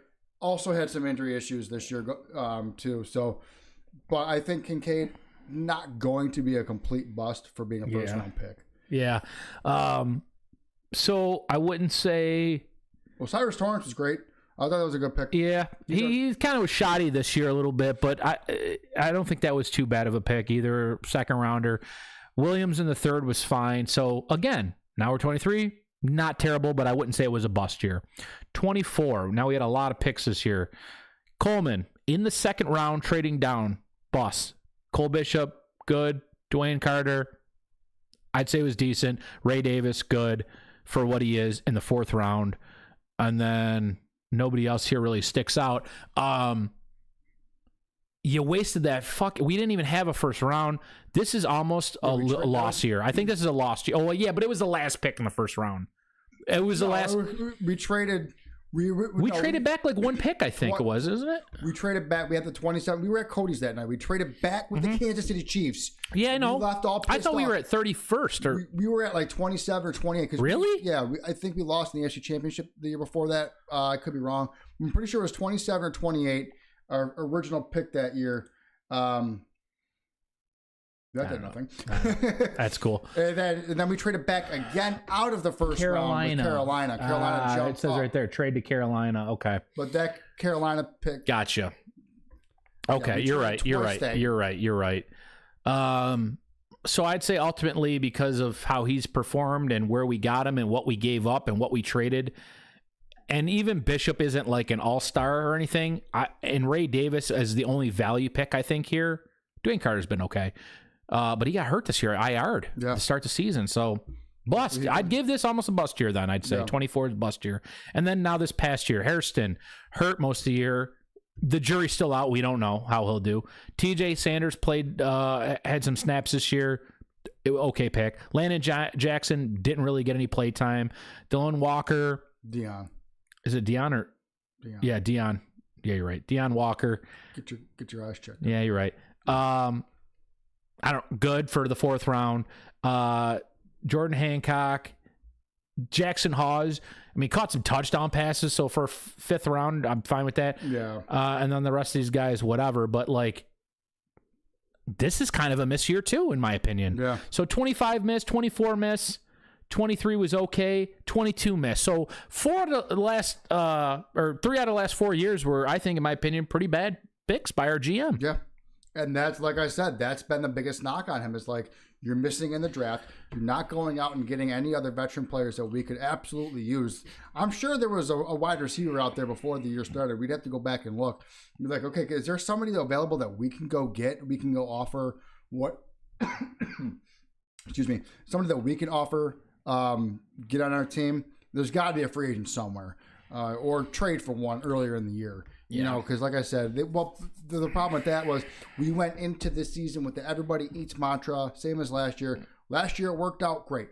This year, not so much. Yeah. I think everybody kind of regressed a little bit. Keon Coleman was supposed to be better this year. Khalil Shakir was supposed to be our stud. Teams were like, okay, well, that dude is a unicorn, so we got to make sure we stop him. And after that, there was nobody. And then we had a plethora of injuries, and we're bringing back Gabe Davis, and we're picking up Brandon Cooks and Mecole Hardman. Shavers got hurt, and we talked about earlier, Justin Shorter, he got hurt like 3 years in a row after we drafted him. We ended up cutting him. I thought he was phenomenal. He could just never. He had a great preseason every year, too. Every year, yeah. And then just got hurt. Who was on our team last year, wideout-wise? Do we have the same fucking wide receivers? Scantling, Shavers. Yeah, Curtis Sam, Mac Hollins, Amari Cooper. So I And would you have look liked to at have it, seen Matt Collins. Matt Collins could have returned, but 31 years of age. Amari Cooper, 30 years of age. So that's what I'm saying. They're Like, tired. these guys are at once you hit 30, it's like, all right, the shelf life, you're on the wrong side now of your NFL playing career. Unless you're, how old did Randy Moss play? But that's Randy Moss. Yeah. So, like, that's a different story. yeah, man, we didn't go out and get anybody to replace Stephon Diggs still. We still haven't replaced Stephon Diggs since he's left. And he's going to be probably returning to his, or going to his first Super Bowl. It's aggravating. That's why when I go back and go, all right, well, you fired McDermott, Bean should have gone with him, and just go full clean house mode on your staff and upper management, and just start fresh, dude. I mean, unless they're waiting for the head coach to come in and make that decision. But again, why would you let the new head coach make that decision? If you're going to let your head coach make a decision on your coordinators, why are you giving Joe Brady an opportunity to interview for this job? If that's like your mindset, like clean house, like let's start fresh. Just let it go, man. Let everything go. I guess you're giving Joe Brady the respect that he deserves to give him a head coaching opportunity. But what respect do we owe him? He was a quarterback's coach. Ken Dorsey gets fired. We bump him up to offensive coordinator for a half a season. Does okay. Last year, does really good. And then, we have an MVP type of season. It's like, okay, Joe Brady might know what he's doing. But then this year, it's the same thing. Like you said, too goddamn predictable. Running the same plays. Mm-hmm. The screen pass needs to get fucked. It needs to get scrapped out of our next offensive coordinator's playbook, if we even get a new offensive coordinator. And I'll tell you this right now. If we go back into next season with Joe Brady as our offensive coordinator and the only thing we change is our head coach, we are fucked. That head coach better have a fucking horseshoe up his ass. Yeah. Because nothing's going to change then. And then we fired Sean McDermott for nothing. What was his... Yeah, this is the thing, though, from last year, too. Yards are about the same from 24 to 25. Had about 100 yards less.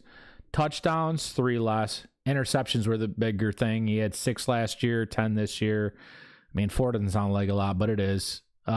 Especially when they're that small of a sample size.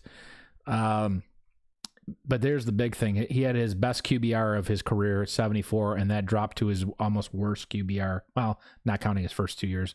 Basically his worst QBR. So, yeah. Well, his best QBR was the first year with Diggs. Oh, why is that bold? It usually says the bold ones are. Well, that's a 76. Yeah, I know. I don't know why that's like that. But anyways, so went from his second best QBR to almost his worst QBR. So year after year.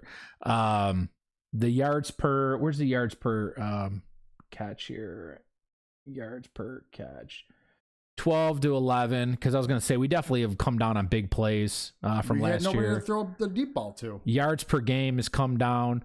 This was the years right here, the yards per game. 284, 259, 267, 253, and then the last 2 years, 219, 215. This has been the James Cook, though, show. James Cook show, So you're losing about 40 to 50 yards throwing and putting that in the running game, basically.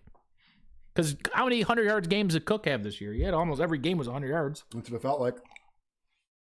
I think like maybe but 2 of them. I don't know. What else we got here on this, man? I don't know, man. I feel like we're just going to beat the dead horse here. Everything we say, people have already heard. If they have stuck around with us this long, we're kind of just, we're reiterating things that they've already heard. We've given our takes on it. I'm really don't want to watch football this weekend, or at least the AFC game. I'm watching it. I'm gonna watch. I'm gonna fucking watch it, dude. We're gonna root against them. Why not? I'm an addict. I'm gonna bet on it. I'm gonna. Hell yeah. Hell yeah. It is what it is. All right. Well, we'll talk some these upcoming games here. We'll give our predictions. The Seahawks this past week dismantled the 49ers 41-6. I mean, that wasn't even close, that game. Nope. You picked the 49ers. I picked the Seahawks. Yeah. You were fading Sam Darnold. You went 1 for 3. Oh, I went 1 for 3. 1 and 3. I went 3-1. You went 1 for 3, but it doesn't matter. You still won the regular season. Everything this year. Seahawks. I mean, you were fading Sam Darnold being like just gonna have like Sam Darnold from last year. And honestly, he didn't have that great of a game. It was all running, really, and like defense too. And defense. Seattle lost their Zach Charbonnet. He's done for the season. I think he tore an ACL or popped an Achilles or something. He's done. I didn't watch the game. I just saw the score, but that's a big loss for them. He's been honestly, he's been the goal line guy, so it'll change how they do things at the goal line now. Maybe they start throwing some fade routes to Cooper Kupp because we haven't seen him catch any passes. My little Cooper Kupp. But yeah, Seahawks, I mean, easy win there. And then Houston turns the ball over 5 times against the Pats. They lose it 28-16. Can't play in the cold weather. I don't know. CJ Stroud just looks. I think if you're Houston, you are drafting a fucking quarterback and you're looking quickly, because the decline of CJ Stroud will be written in the history books of how quick this dude just disappeared. The problem is he's chasing that rookie year. He had a phenomenal rookie year. Yeah, and then after that, it's like he never lived back up to the hype. That first rookie year. Oh well, it wasn't as good as his first. He had an okay season this year. Yeah, it wasn't terrible. I mean, it wasn't horrible, but he could have been better. You're absolutely right. And the fact they probably could have won that game. They had the best defense. They had the better defense, I think, too. But he gave up 4 interceptions himself. He had a Josh Allen game. He watched Josh Allen. He's like, that's how I want to play. He had 4 interceptions. The problem is he's not Josh Allen and can't make up for it. You know what's funny? They were like, there hasn't been a quarterback that has had 2 interceptions and 2 fumbles since, and they named some crazy stat from a long time ago. And I'm like, you could have just said 4 turnovers, and guess who did that? CJ Stroud, this same week that Josh Allen did it. They made it seem like, oh, it's impossible to get 4 turnovers in a game, but they broke it down to 2 and 2, and I think CJ had 3 and 1. So they were like, hey, nobody's had 2 fumbles and 2 picks since, and they were like 2013, and they named some guy, and I forgot who it was, and I'm like, CJ Stroud just did the same week. Yeah, literally 24 hours later. It made those, but so yeah, Houston looking like shit. Pats are going to the conference championship game against the Broncos, and then the Rams win a close one in overtime, 20-17 over the Bears. I was kind of pulling for the Bears just because the Cinderella story this year. Ben Johnson turning that team around. Caleb Williams turning himself around, looking like it's night and day from last year to this year. Yeah, for sure. Good team around him too. They have a running back that's good, not great. They have a receiving core that's good, not great. They got a rookie tight end that should be great. So it's a young team that they're building around kind of here, minus a few pieces, but and a brand new head coach. I think the Bears are going to be good next year as well. A lot of people are fading the Bears next year, saying this was a luck year. I think they'll be okay. I've heard the comparison already of the Bears next year are going to be what the Commanders were this year. Commanders last year caught lightning. But that was Jaden Daniels getting hurt for a lot of the games this year too. True. Yeah, you're right. I'll give you that. He missed a lot of time, dude. Yeah. But I faded. And same with McLaurin. McLaurin missed a lot of time this year, too. I faded the Commanders this year, too. I even said before It's 2 big injuries, though. It is, but I faded them before the season started, before those injuries happened. Wait, 3 injuries. Austin Eckler got hurt in the beginning of the season, too. Not to say that he's a perennial, He was good, though. But, you lose your pass down catching back, your quarterback, your number 1 receiver, who you just paid. Offensively, they were kind of fucked this year, and then defensively, you brought in Von Miller. I gotta look at Von Miller's stats, but he can't be helping you. So yeah, I think the Commanders kind of. Well, they won 7 of their injuries. last 8 games on single possession games. The year before, prior, yeah, the year before last year, not this year. Yep. And it kind of reminded me of how the Vikings got into the playoffs the year they were like 13-3 or 13-4. And I said they're frauds, and I said they're going to lose to the Giants, and they did. And then the following year they fucking sucked. Yeah, they did. They were terrible. I think last year the Kansas City Chiefs, all of 15 of their wins were 1-score games. They went 15-0 in 1-score games. I might be over exaggerating that, but I'm pretty sure it might be 13. A lot of their wins were 1-score games, and then this year they were like 0 for 8 in 1-score games. So, yeah, I think they'll be okay next year. I think the Bears will be. That division is going to be tough. Green Bay, depending on Micah Parsons' health, should be better next year. Don't know what they're. I mean, they obviously believe in Jordan Love, but it was weird because when Malik Willis was in there, he looked better. Yeah. He looked better. And then the Lions kind of being shit this year was a surprise. Again, injuries. That just goes to show how tough it is to win consistently in this league. It is. And then you go and look at like Sean McDermott did 8 out of 9 years. I know, man. Shit. 8 in a row. I know, but when you have generational talent like Josh Allen, you are Jared Goff is higher expectations. Jared Goff is not Josh Allen. Right. Jared Goff has got better weapons than Josh Allen. Yes, he does. But Jared Goff is not one of those weapons. Can you guys give us a guy? Yeah, can we have Amon-Ra St. Brown? All right. Or, Well, I'll take one of them. And then who was the other team? The Vikings. So weird team that I think that whole thing is fucked because of the JJ McCarthy experience here, or experiment, I should say. Go the wrong way. I think it's going the wrong way as well. They'll be definitely drafting a quarterback, maybe 2 this year. They'll be looking in free agency for a quarterback. Yep. I don't think they're going to believe in this guy. They fucked everything up with getting rid of Sam Darnold and not paying him. And they're seeing that right now. I kind of hope Justin Jefferson comes out and says, "Trade me to the Bills." Trade me. Well, especially that's the only way I think the Bills are going to get him. This is what could happen is Max running the bath, apparently. What's going on? The water's going. This is what's going to probably happen. They're not going to answer their quarterback questions, and Justin Jefferson will have no touchdowns through 4 or 5 weeks, and he's going to demand a trade. I think that's how that's going to go. He had all-time lows, dude. This was hilarious, and I brought this up, I think, earlier this year about when I started noticing him having kind of a down year. Tim made the point that in fantasy football, Justin Jefferson is quarterback proof. Well, that is not the case. No. We see what happens when he doesn't have a quarterback. I drafted him in fantasy this year in my league because I thought the same thing. Yeah, not a lot of guys are. I mean, like, yeah, you could get around some game, dude. The end of the season for him was atrocious, yes, dude. It was. Dude had one catch for like 3 yards in one game or something stupid like that. I couldn't believe it, dude. Yeah, he didn't he definitely didn't get triple digits many times this year. And most of them were in the beginning of the year. So yeah, I think that going back to it, I think the Bears will be competitive in that division. So these games are going to set up the following matchups. We got Pats, Broncos, Rams, Seahawks. I'll let you go first on the Pats Broncos. Who do you like here? What's going on? Well, I'm hoping for the Broncos. Jarrett Stidham, I don't know what we're going to see out of him. Do we think they're even going to let him throw the ball, though? You have to. Why wouldn't you? Can he? I would just run the fucking ball every play. Look up his last start. I think his last start, he threw for 400 yards and like 4 touchdowns.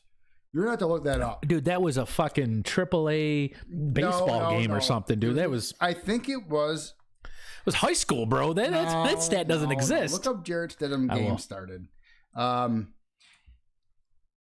even know how to spell it. Is it Jarrett? Jared? It's Jarrett. Okay. But yeah, I would like the Broncos to win. I'm fully expecting the Patriots to win. They had the cake season, had the cake postseason. It's frustrating. It's just like, and I think that's another reason why Sean McDermott had to go. It's like, well, big brother Patriots fell to little brother, and now all of a sudden they're big brother again because they won the division after 5 years, and now they're back again, and they took over the throne. So you fucked up. His last game was right here. What did he throw for?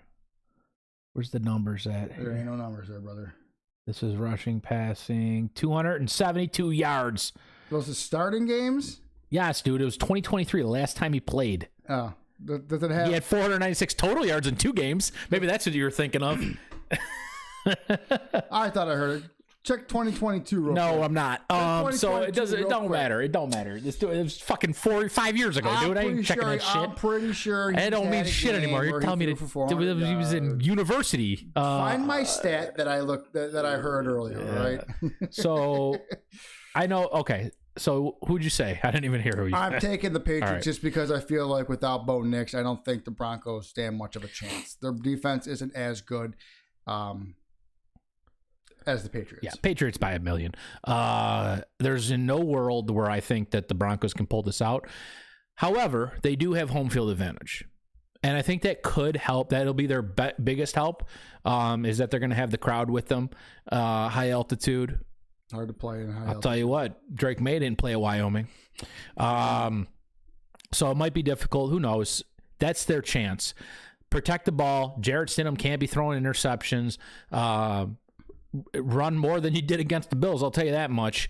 And have that defense lock in. The defense can win them a game by themselves. So, like, get after Drake May, make them feel uncomfortable, and the Broncos could win a sloppy dogfight 17-13 or something like that. it's either going one way or the other. Broncos edge it out 17-13, or Patriots win like 35-10. Like it's either going to go one or two ways, right? I agree with that. And then the Rams and Seahawks, they just played like 5 weeks ago or whatever. Seahawks won that one 38-37, if I recall. Who do you like in this NFC Championship game? I think I'm taking the Seahawks in this one. Yeah. After what we saw from Sam Darnold last week, looked all right. That defense is good. The Rams have kind of been spotty. They went to overtime both of their games so far this year. They're not as dominant as they were in the beginning of this season. They've kind of tapered off a little bit towards the end of the regular season. And now in the postseason, they're struggling to get wins. Yeah.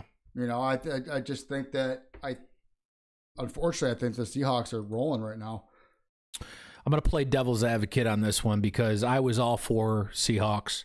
I think they're the best team left out of all four. However, the Rams are the only team that's had to win 2 back-to-back road games. And I think if anybody can beat this team on the road, it could be the Rams again. I'm going to take the Rams in this one. A little bit of a revenge spot as well, losing 4 weeks ago or whenever it fucking was in the regular season by a point.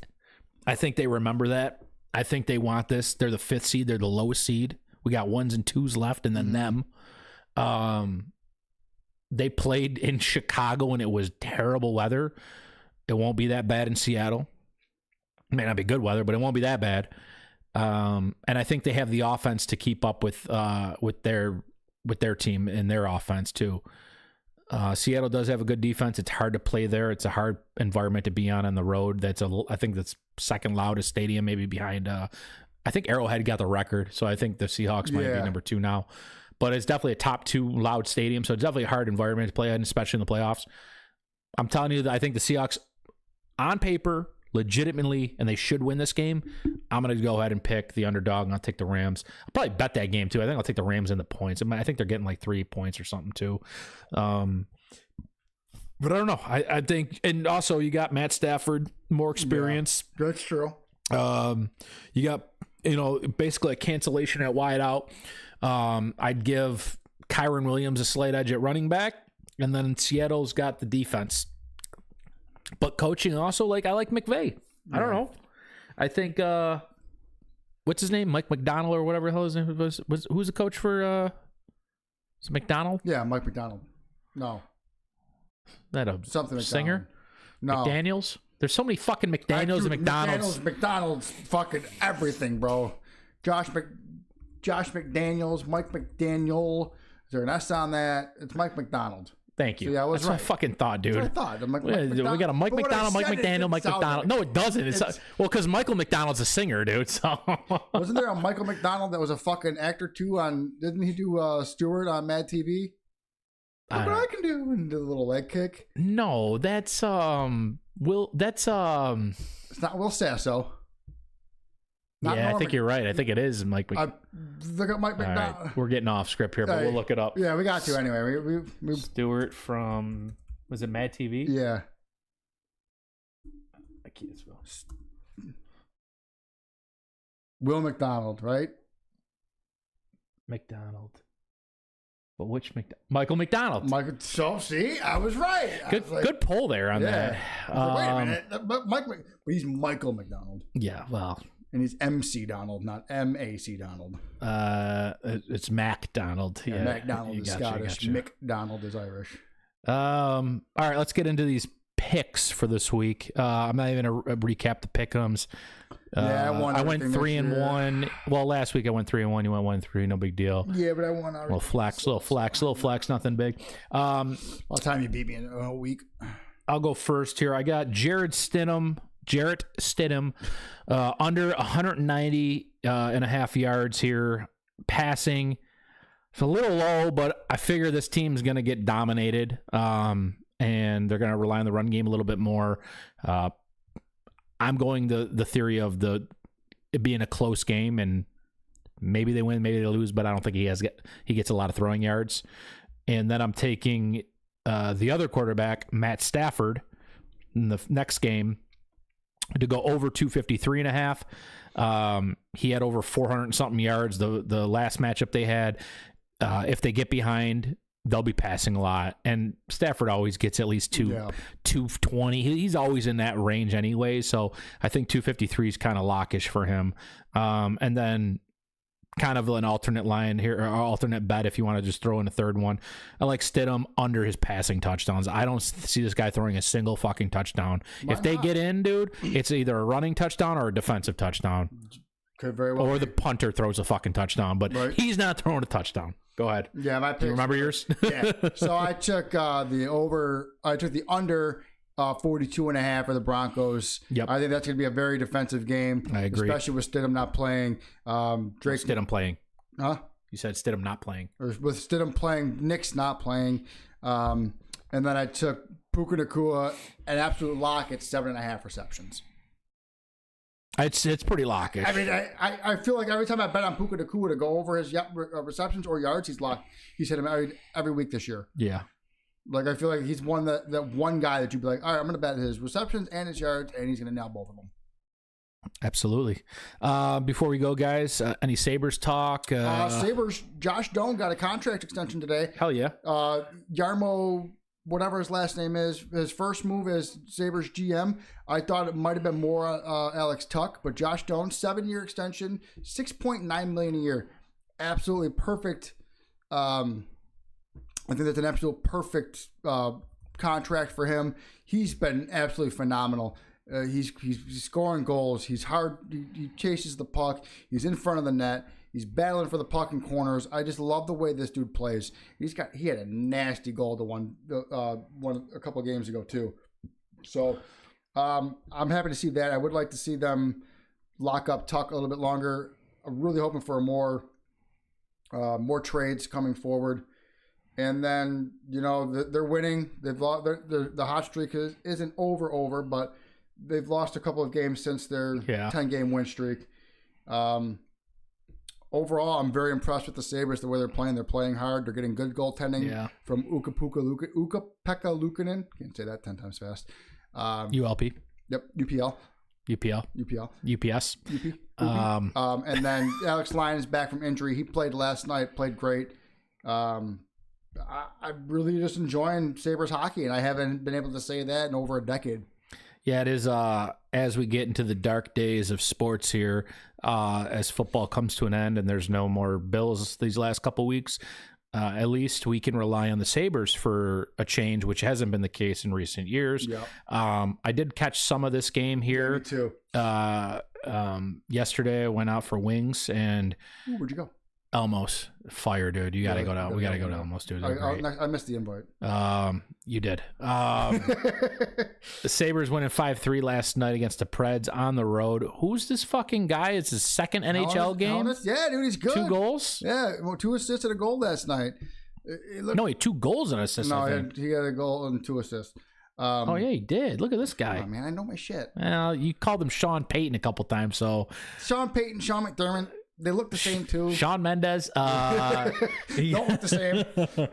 Yeah, so Ryan O'Reilly getting on the stat sheet too. Who is their next game against here? Montreal, I think. Montreal tomorrow night. Yeah. Look for the Sabres to hopefully string together another win streak here. We're behind them in points in the standings, so that's a away game too, right? Yeah. So we just we're on a fucking 5-game away game or 5-game. Yeah, away 5-game road trip here. Yeah. I don't know why it took me forever to say that. Carolina, Preds. Then we go up north in Canada, Montreal. Then we come back to New York, and then we go back to Canada again. What kind of fucking road trip is this bullshit? Bro, that Carolina we go over the whole United States and Canada in a week period. Bro, Montreal is like 6 hours north of New York. Not even. That's not true. It's literally straight. Yes, it is. It's straight. I promise you it is. It's like 8 hours. Look up the 2 things. 10 hours. It's not. Regardless, it doesn't matter. Just so like you got to go from Carolina to Nashville, from Nashville to Montreal, from Montreal to New York, and then from New York you got to go back up again. Although that's not Toronto. That's an hour from home. That's like a home game. New York City, dude. That's 9 hours away from Toronto. It's 8. Well, from New York City, but they got 2 days off in between. You're overthinking. I'm not over. That's the dumbest. Whoever made this schedule is dumb, dude. Walking? I think you should have played Montreal, then Toronto, then New York, or Toronto, Montreal, then New York, in that order.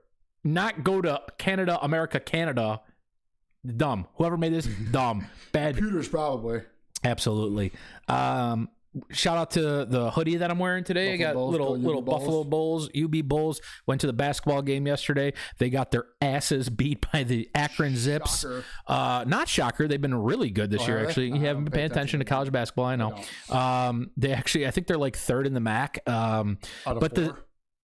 No, there's like 8. Actually, there might only be like 6 teams in the hold MAC. on. The MAAC conference. No, it's the MAC. Oh, is it just the MAC? What I think There is one. That's why. Okay. There's an MAA and there's an MAC. Basketball. Okay, 5. I lied. Oh, there's a lot more. Okay, Oh shit! But that's just. Oh yeah, but look at our. I'm talking our overall record. We're 13-6, but in the MAC we're 3-4, not so hot. Damn. So 13-4, we'd be actually like 4th basically in the MAC. Well, Akron's not a bad team though, at least. No, Akron's always in the top. Miami's the only they're like one of like 3 undefeated teams in the entire NCAA. Damn, they're gonna make the tournament. They're actually just got seeded last week, or this week. They're the 25th seed in the country, Nice. which is like. MAC conference never gets seeded. UB played them, went to overtime. They beat UB in overtime in Miami, Ohio. Oh shit! So we almost beat the 25th best team in the nation. And then they just played Kent State in Kent State, and Miami won again in overtime. So they've won back-to-back over. So they're due to lose. I'm fading Miami, Ohio, but yeah, they had a tough game against Akron. Akron got up by it was 19-2 at one point in the first. And it never got better. They got it to 10 before half, and then they proceeded to just win by 20 the entire game. I left with 5 minutes to go. It was a waste of time. But shout out to the Bulls. Bounce back. They play UMass on Friday, and then they play Miami, Ohio again back at home next Tuesday. So a little revenge spot, but we'll see what's going on. Hopefully the Bulls can pull something out. It'd be nice to root for some college basketball this year.